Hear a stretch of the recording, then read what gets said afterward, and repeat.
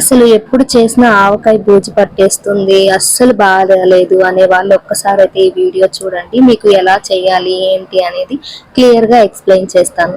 దీనికోసం మేమైతే 4 cups mango ముక్కలు, 1 కప్ ఉప్పు, 1 కప్ కారం అయితే తీసుకున్నాం అనమాట. ఇక్కడ మా చెల్లి బ్రాండింగ్ చేస్తుంది, ప్రమోషన్ చేస్తుంది అనమాట. ఈ ఆచి పౌడర్ వాడాము అని చెప్పి.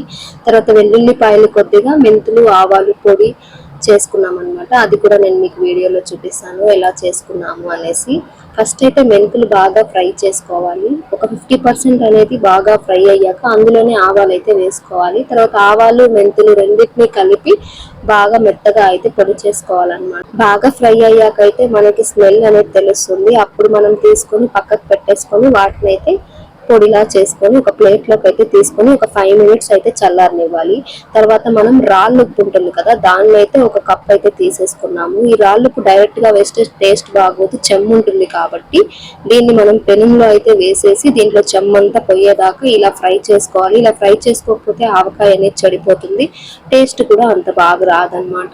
ఇలా నేను వీడియోలో చూపిస్తున్నట్టు ఒక 5 మినిట్స్ అనేది ఈ ఉప్పుని మనం కల్లుప్పు ఉంటుంది కదా, రాళ్ళుప్పు, దాన్ని తీసుకొని అయితే బాగా ఫ్రై చేసుకోవాలి. ఫ్రై చేసుకున్న దాన్ని మనం ఇలా మెత్తగా అయితే పొడి చేసుకొని పక్కకు పెట్టేసుకోవాలి. ఈ పొడి చేసిన దాంట్లోనే ఆవకాయ వేస్తామన్నమాట. తర్వాత ఫస్ట్ మనం ముక్కలు అయితే తీసుకోవాలి. తీసుకున్న తర్వాత దాంట్లో ఆయిల్ వేసుకోవాలి. మేము ఫస్టే ఆయిల్ ఎందుకు యూజ్ చేస్తున్నామంటే వేసిన పొడంతా కూడా దీంట్లో బాగా మిక్స్ అవుతుంది. ఇక్కడ మా తమ్ముడికి అయితే చేతికి కవర్ కట్టేసాము. ఎందుకు అంటే కారం వేసినప్పుడు మనం ఆ కారం అనేది చేతికి తగిలితే అది మన తర్వాత మంటగా ఉంటుంది కాబట్టి ముందే మనం హైజీన్ గా ఉండటానికి ఇలా కవర్ అయితే కట్టేసామన్నమాట. కట్టేసి ఈ మ్యాంగో ముక్కలకి ఆయిల్ వేసుకుంటూ కలుపుతూ ముక్కలనంతా కలపాలి అన్ని. ఇప్పుడు అందులోనే కారం అనేది వేసుకోవాలి. కప్పు కారం మనము కొంచెం కొంచెంగా ముక్కలకి బాగా అంటేలాగా కలుపుకోవాలన్నమాట. కారం అయితే మేము రెడ్ కలర్ కారం అయితే తీసుకున్నామండి. ఇక్కడ మనం నార్మల్ ఇంట్లో వేసే కారం అయితే ఆవకాయకి అంత టేస్ట్ గా ఉండదు, సో అది మీరు చూసుకొని వేసుకోండి. మేము రెడ్ కారం అయితే యూజ్ చేసాము.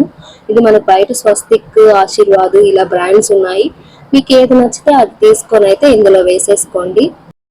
కొద్ది కొద్దిగా ముక్కలకైతే వేసుకుంటూ ఇలా వీడియోలో చూపిస్తున్నట్టు కలుపుకుంటూ ఉండాలి. ముక్కలకంతా బాగా పట్టాలన్నమాట మనం వేసే కారము. ఫైనల్ గా మొత్తం మిరప్పొడి వేసేసి అయితే కలుపుకునేసేయాలన్నమాట. తర్వాత అందులోనే మనం పొడి కొట్టుకున్నాం కదా రాక్ సాల్ట్ ని, దాన్ని కూడా వేసేసి బాగా కలుపుకోవాలి. ఇక్కడ కలిపేటప్పుడు ఏంటంటే మేము కొంచెం కొంచెం వేసి కలుపుకుంటున్నాము. మొత్తం ఒకసారిగా వేసి కూడా కలుపుకోవచ్చు, బట్ మాకైతే అదంత టేస్టీగా అనిపించదు కాబట్టి మేము కొద్ది కొద్దిగా వేసుకుంటూ కలుపుకుంటూ ఉన్నాం అనమాట. ఇలా కలుపుకున్న తర్వాత ఆవాలు మెంతులు పొడి ఉంటుంది కదా, అది కూడా మనం ఒక 2 to 3 స్పూన్స్ అయితే వేసేయాలి.